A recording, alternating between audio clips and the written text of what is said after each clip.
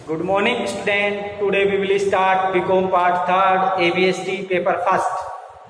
Students, last हमने जो topic start किया था वो वैल्यूएशन ऑफ शेयर्स था।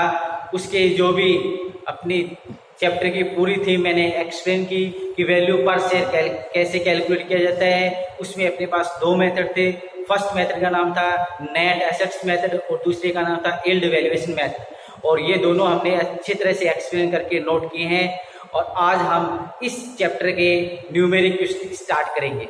देखिए, न्यूमेरिक क्वेश्चन स्टार्ट करने से पहले जो मैंने आपको लिखवाया है वो सभी आपको अच्छी तरह से समझ में आना चाहिए, और उसको आप जो फॉर्मूले मैंने लिखवाए हैं वो अच्छी तरह से आप याद करना। देखिए, थोड़ा सा मैं रिपीट कर देता हूँ, उसके बाद स्टार्ट करता हूँ।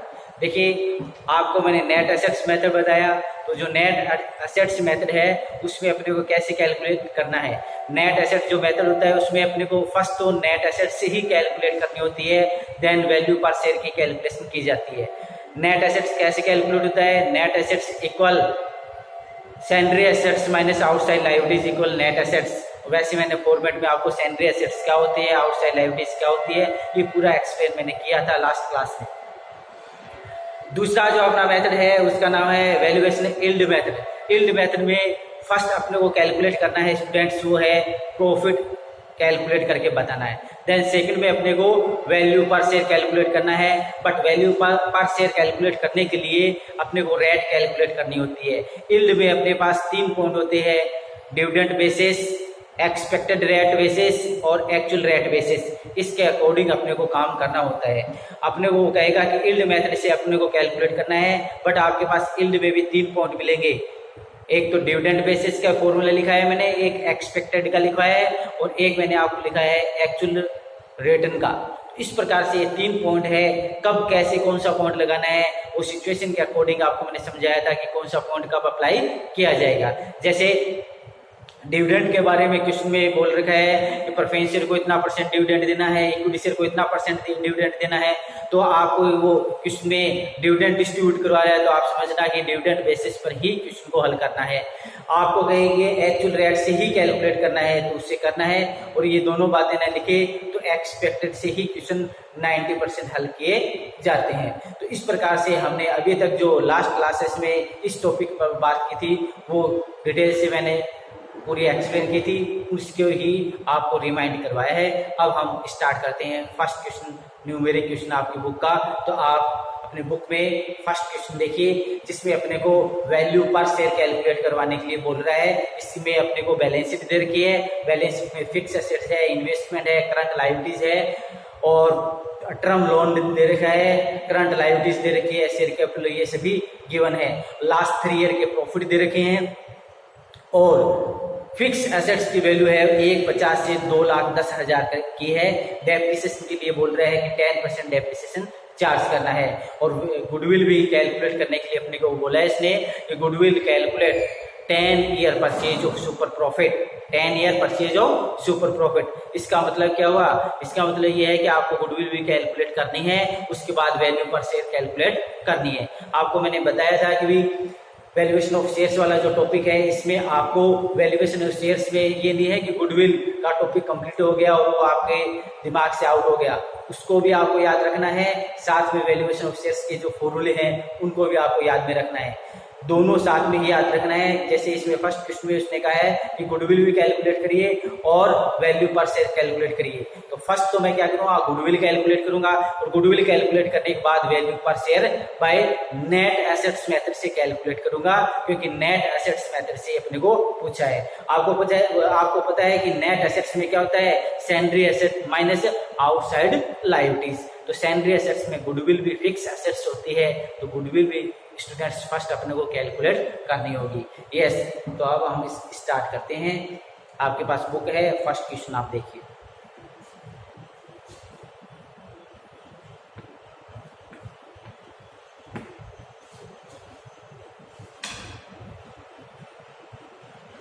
हाँ, अब मैं गुडविल कैलकुलेट कर रहा हूँ, तो पूरा माइंड अपना गुडविल में किस प्रकार से कैलकुलेट करते हैं, क्या क्या स्टेप होते हैं, उसके अकॉर्डिंग अपने को गुडविल कैलकुलेट करनी है। गुडविल में मैं आपको बता रहा हूँ कि किस प्रकार से कैलकुलेट होता है, आप सबको पता है क्या क्या अकाउंट होते हैं। फिर आपको याद दिला रहा हूँ उनको। फर्स्ट होता है एडजस्टेड प्रॉफिट, फिर एवरेज प्रॉफिट, फिर एफएमपी, फिर average capital employed, normal profit, super profit, then goodwill. इसी प्रकार से अपन स्टार्ट करते हैं। तो देखिए एवरेज एडजस्टेड प्रॉफिट कब करते हैं, जब लास्ट ईयर्स के प्रॉफिट गिवन हो, एडजस्टमेंट हो। तो एडजस्टमेंट अपने पास नहीं है, लास्ट ईयर्स के प्रॉफिट तो है, तो अपने को एवरेज से स्टार्ट करना है। एवरेज के बाद आता है एफएमपी। तो हम क्वेश्चन स्टार्ट करें एफएमपी से। Calculation of FMP, future maintainable profit.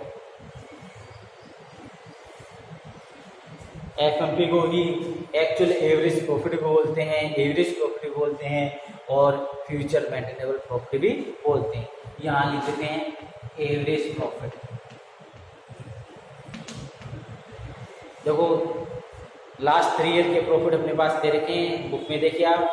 Book में अपने को दिया इसने जो प्रॉफिट है वो 51,600, 44,800 और 40,600। ठीक है, तो इनको आप तीनों को ऐड करोगे और 3 से क्या करोगे, डिवाइड करोगे। तो ये सभी कैलकुलेशन करके मैं यहाँ 49,000, ये आपका एवरेज प्रॉफिट है। आपकी बुक में लास्ट 3 ईयर के प्रॉफिट दे रखे हैं, उनका आप क्या करोगे, टोटल करना और 3 से डिवाइड करना। तो एवरेज प्रॉफिट ये आ गया। इसके बाद अपने को उसमें क्या करना है, एडजस्टमेंट करना है। Less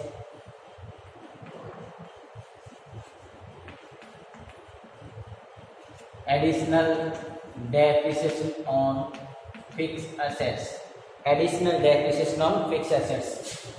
relies value 2,10,000, book value थी 1,50,000। 10% चार्ज करना है। कितने परसेंट करना है, 10% चार्ज करना है। तो ये हो जाएंगे कितने, 6,000। ये अपन इसमें से लेस करते हैं। लेस करने के बाद 43,000, ये अपना है एफएमपी, फ्यूचर मेंटेनेबल प्रॉफिट। इसको आप स्टूडेंट्स नोट करिए, फिर हम आगे बढ़ते हैं।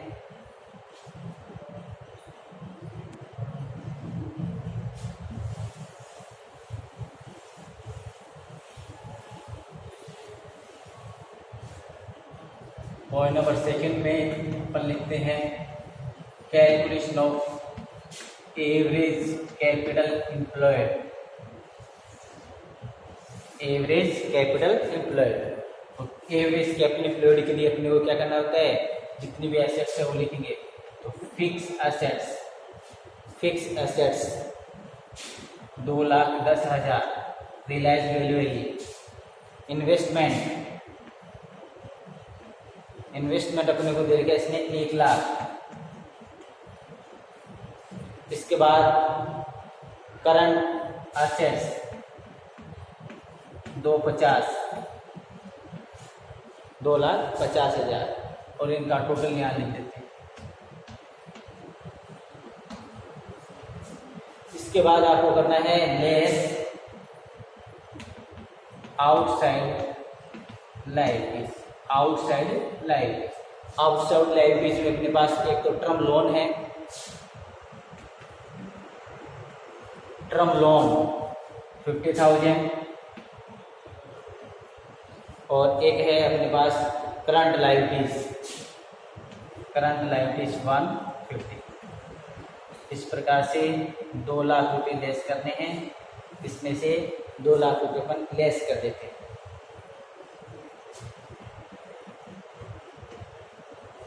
ये आपका कैपिटल एम्प्लॉयड। फिर आप लिखते हो लेस 1/2 करंट ईयर प्रॉफिट। तो करंट ईयर का जो प्रॉफिट है उसका हाफ अपन करते हैं, तो इसमें लेस कर देंगे। तो ये 40,600 है, इसका हाफ कर देते हैं 20,300, ये इसमें से लेस करते हैं। ये एवरेज कैपिटल एम्प्लॉयड आ गया, average capital employed. Yes, note कर दीजिए।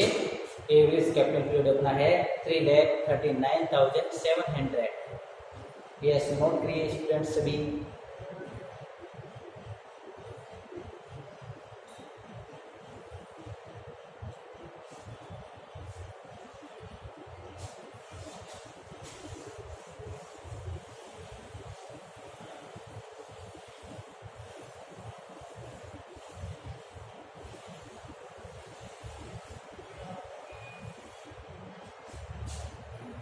अब नेक्स्ट पॉइंट अपना है पॉइंट नंबर 3।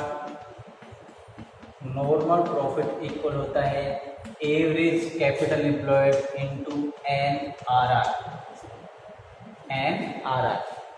तो नॉर्मल कैपिटल एम्प्लॉयड अभी हमने कैलकुलेट किया है इनटू NRR अपने को क्वेश्चन में दे रखा है। NRR अपने को क्वेश्चन में दिया है इसने 12%, तो यहाँ लिख देते हैं 12%। अब इसका 12% कैलकुलेट करते हैं।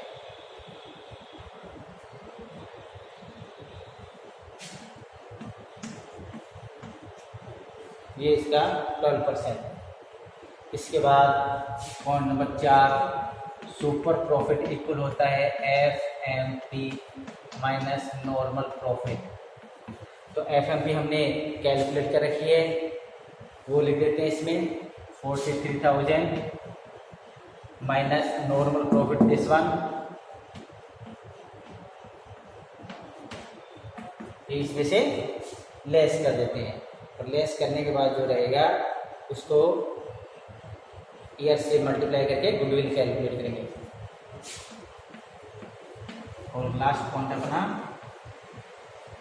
Goodwill equal super profit into years. Super profit this one into years, 10 year है इसलिए 10 से मल्टीप्लाई कर देते हैं। ठीक है, 10 से क्या क्या मल्टीप्लाई, तो ये हो गया 22,360। इस प्रकार से स्टूडेंट्स हमने गुडविल कैलकुलेट की है। अब ये जो अपना क्वेश्चन है ये वैल्यूएशन ऑफ शेयर्स का है, तो गुडविल की यदि कार्रवाई करनी हो तो यहाँ तक है। अब हम आगे चलते हैं, काउंट करते हैं, वो वैल्यूएशन ऑफ शेयर्स वाले टॉपिक में आते हैं। तो ये आप नोट कर लेना।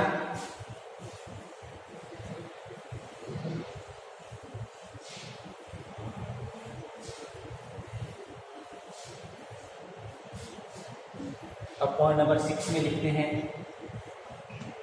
अब देखिए वैल्यूएशन ऑफ शेयर्स में दो मेथड है, एक नेट एसेट्स मेथड और एक यील्ड मेथड। तो नेट एसेट्स में स्टूडेंट्स मैंने आपको बताया है 2 पॉइंट करने हैं। फर्स्ट तो क्या करना है, नेट एसेट्स, देन सेकंड करना है वैल्यू पर शेयर। तो मैं यहाँ लिखता हूँ net assets equal capital employed plus goodwill. Capital employed plus goodwill. तो कैपिटल एम्प्लॉयड अपना था वो ये 3,60,000 था, और गुडविल अभी हमने काउंट की थी 22,360। इनको ऐड कर देते हैं, ये अपना नेट एसेट्स है।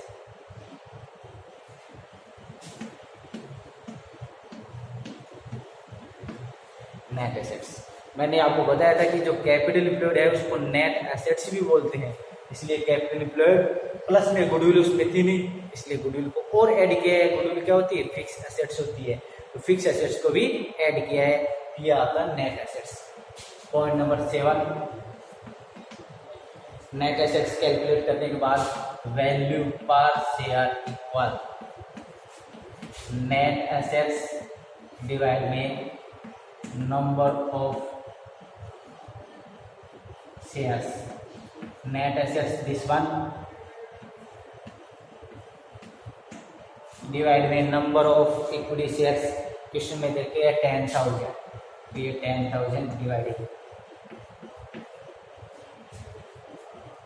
तो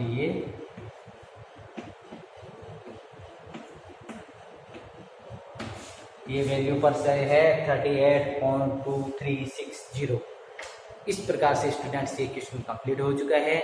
इसमें हमने वैल्यूएशन ऑफ शेयर्स में कैलकुलेट करके हमने बताया कि अब मार्केट में इसकी वैल्यू प्लस चल रही है, ठीक है। तो इस प्रकार से हम वैल्यू पर शेयर कैलकुलेट कर सकते हैं। तो स्टूडेंट्स ये फर्स्ट क्वेश्चन कंप्लीट हो गया है। अब आप सेकंड क्वेश्चन देखिए, इसको नोट कर लीजिए, फिर हम सेकंड क्वेश्चन स्टार्ट करते हैं।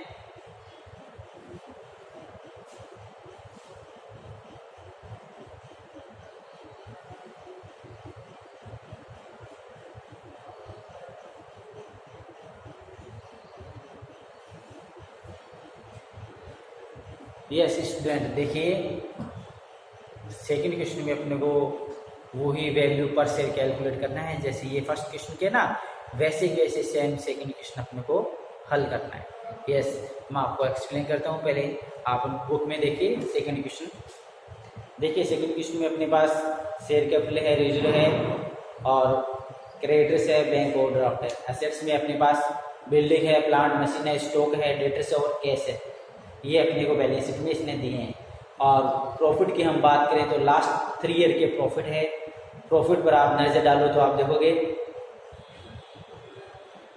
42,000, 45,000 और 50,000 मीन्स लास्ट 3 ईयर का प्रॉफिट अपने को दे रखा है।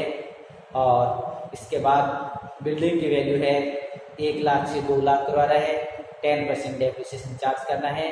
गुडविल भी कैलकुलेट करनी है। Goodwill calculate 3 year purchase of super profit और उसके बाद वैल्यू पर शेयर कैलकुलेट करना है। तो स्टूडेंट्स ये जो हमने फर्स्ट क्वेश्चन किया है सेम वैसे के वैसे ही सेकंड क्वेश्चन करना है। अब सेकंड क्वेश्चन में आपको ध्यान क्या रखना है, लास्ट ईयर्स के तो फर्स्ट अपना काम क्या है, गुडविल कैलकुलेट करना है। तो गुडविल में जैसे ये पॉइंट चले थे सेम वैसे ही पॉइंट करना है। तो हमने लास्ट 3 ईयर के प्रॉफिट देखे और वो प्रॉफिट इंक्रीज ट्रेंड में है, ठीक है। अब इंक्रीज ट्रेंड में है तो मैंने बता रखा है कि एवरेज प्रॉफिट से काम नहीं चलेगा, क्या करना पड़ेगा, वेटेड एवरेज प्रॉफिट से क्वेश्चन को हल करना है। एवरेज से नहीं करके वेटेड एवरेज से हल करना है। तो सबसे पहले तो एफएमपी कैलकुलेट करने से फर्स्ट आप क्या करोगे, वेटेड एवरेज प्रॉफिट की कैलकुलेशन करोगे। कैसे की जाती है आप सबको पता है, ऐसे कॉलम बनाते हो आप ईयर का, उसके बाद प्रॉफिट का, उसके बाद वेट का और फिर वेटेड प्रॉफिट। आई थिंक समझ में आ गया होगा आपने लास्ट चैप्टर में किए हैं। तो इस प्रकार से ईयर में आपको फर्स्ट सेकंड थर्ड 3 लिखने हैं। प्रॉफिट आपको दे रखे हैं वो वेट 1 2 3। अब फिर आप प्रॉफिट को वेट से मल्टीप्लाई करना, वेटेड प्रॉफिट आएगा। उसके बाद एवरेज वेटेड प्रॉफिट कैलकुलेट करोगे। तो एवरेज वेटेड प्रॉफिट क्या होता है, average weighted profit equal total weighted profit means इसका टोटल डिवाइड में टोटल वेट। तो ये आप काम करके एवरेज वेटेड प्रॉफिट कैलकुलेट करोगे। देन आप एफएमपी कैलकुलेट करोगे। एफएमपी में फर्स्ट तो क्या लिखोगे, एवरेज वेटेड प्रॉफिट, जो आप कैलकुलेट इससे करोगे। उसके बाद आपको एडजस्टमेंट करना है एडिशनल डेप्रिसिएशन का, जैसे इसमें किया था ना वैसे ही एडिशनल डेप्रिसिएशन फिक्स एसेट पर चार्ज करना है। फिक्स एसेट्स की वैल्यू 1 लाख से 2 लाख हुई है, 10% चार्ज करना, 10,000 एडिशनल डेप्रिसिएशन हो गए। ये आप लेस करके एफएमपी कैलकुलेट कर लेना। और एफएमपी जब कैलकुलेट हो जाए उसके बाद नंबर आता है एवरेज कैपिटल एम्प्लॉयड का। तो एवरेज कैपिटल एम्प्लॉयड में बिल्डिंग है, बुक वैल्यू ने लेके उसको 2 लाख रुपए रियलाइज वैल्यू लिख देना। प्लांट मशीन दे रखी है, स्टॉक दे रखा है, डेटर्स दे रखी है, कैश दे रखे हैं, ये सभी लिखना। ये तो एसेट्स है। और आउटसाइड लायबिलिटीज में बैंक ओवरड्राफ्ट और क्रेडिटर्स लिखना है। ये आप लिखने के बाद कैपिटल एम्प्लॉयड कैलकुलेट होगा। फिर 1/2 आप करोगे करंट ईयर का प्रॉफिट। तो करंट ईयर का प्रॉफिट स्टूडेंट अपने को दे रखा है, इसने वो है अपने पास 50,000, तो इसका हाफ कर देना और एवरेज कैपिटल एम्प्लॉयड किया जाएगा। इसके बाद नॉर्मल प्रॉफिट, सुपर प्रॉफिट और गुडविल। ये देखो जैसे ये पॉइंट के ना वैसे ही आप चलने देना। उसके बाद आप ऐसे ही नेट एसेट्स कैलकुलेट करोगे। नेट एसेट्स में आप कैपिटल एम्प्लॉयड प्लस गुडविल लिख देना और उसके बाद फॉर्मूला लगा देना। इस प्रकार से फर्स्ट क्वेश्चन के अकॉर्डिंग वैसे के वैसे पॉइंट से आपको सेकंड क्वेश्चन भी हल करना है, ठीक है। आप चाहो कि भी सर ये नेट एसेट्स आपने तो हमें नेट एसेट्स में लिखा था कैलकुलेशन ऑफ नेट एसेट्स, फिर एक अमाउंट का कॉलम बनाया था और उसके बाद आपने सैलरी एसेट्स में फिक्स एसेट, करंट एसेट सभी बताई थी, गुडविल बताया था। उसके बाद आउटसाइड लायबिलिटीज लेस बताया। आप चाहो तो वैसे फॉर्मूला बना लीजिए, मैंने डायरेक्ट लिख दिया है। ठीक है, जैसे कैपिटल एम्प्लॉयड कैलकुलेट करते ना, वैसे आप ऐसे लिख सकते थे कैलकुलेशन ऑफ नेट एसेट्स। ठीक है, पर अब ये फर्स्ट और सेकंड क्वेश्चन है, ये छोटे क्वेश्चन है, इसलिए मैंने ज़्यादा डिटेल से नहीं लिख के डायरेक्ट लिख दिया है। ठीक है, क्योंकि इसमें तो गुडविल भी कैलकुलेट करवा रहा है, वैल्यू पर शेयर करवा रहा है। यदि आपको डायरेक्ट वैल्यू पर शेयर करवाए ना, गुडविल नहीं करवाए, गुडविल डायरेक्ट आपको गिवन हो कि गुडविल दिस वन, तो फिर कैपिटल एम्प्लॉयड भी आपको फॉर्मेट बना के ही करना है। यहाँ पर मैंने फॉर्मेट बना के नहीं किया है। क्यों नहीं किया है? क्योंकि कैपिटल एम्प्लॉयड मैं ऑलरेडी गुडविल में कैलकुलेट कर चुका हूँ, तो उसमें चेंजेस इतना ही करना है, गुडविल और ऐड करनी है, इसलिए वो ही फॉर्मेट वापस लिखने का कोई सेंस नहीं है। यदि आपको गुडविल कैलकुलेट नहीं करनी हो और डायरेक्ट आपको ये फॉर्मूले लगाने हो, तो फिर फॉर्मेट बना के आपको करना है। तो ये फर्स्ट और सेकंड क्वेश्चन स्टूडेंट आप करना, नेक्स्ट जो क्वेश्चन है वो नेक्स्ट क्लास में करेंगे। थैंक्स।